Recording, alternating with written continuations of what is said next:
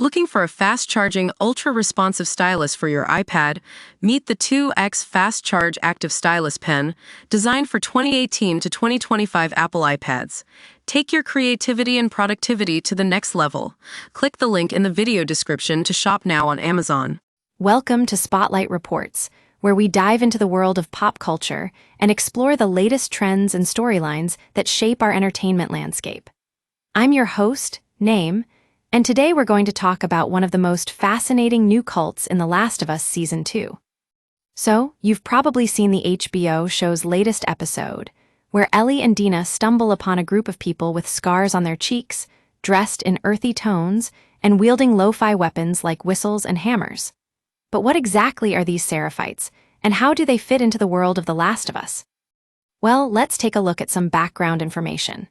In the video game series, the Seraphites were created by a woman in suburban Seattle who claimed to have a vision from God.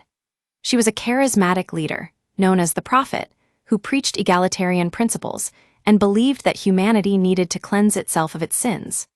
According to the games, she saw the cordyceps virus as a punishment from God and believed that technology created before the pandemic was the root of all evil. The Seraphites' approach to life is quite radical. They've abandoned modern conveniences like guns and cars in favor of more primitive tools like bows, arrows, whistles, and hammers. They also have a unique way of communicating, using whistles to signal danger or important events. And, as we saw in the latest episode of The Last of Us, they're not above taking up arms to defend themselves against perceived threats. Now, it's worth noting that the HBO show has taken some creative liberties with the Seraphites' backstory and motivations. While the games do depict a bitter ground war between the W.L.F and the Seraphites, the show seems to be hinting at a more complex, nuanced history for this cult. The Seraphites we meet in The Last of Us Season 2 seem to be nonviolent, fleeing their home to find a new, safe place to live. But here's the thing, the W.L.F and the Seraphites are not just fighting over territory, they're also fighting for survival. In a world where the cordyceps virus has ravaged society, it's every group for themselves.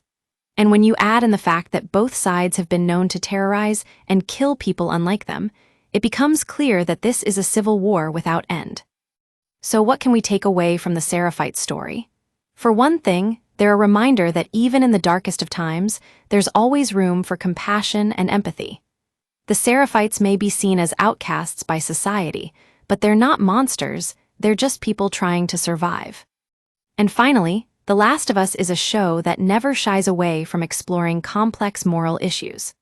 By presenting us with characters like the Seraphites, who are both fascinating and disturbing, we're forced to confront our own biases and assumptions about what it means to be human. That's all for today's Spotlight Reports. Join us next time as we explore more of the latest pop culture trends and storylines that shape our entertainment landscape.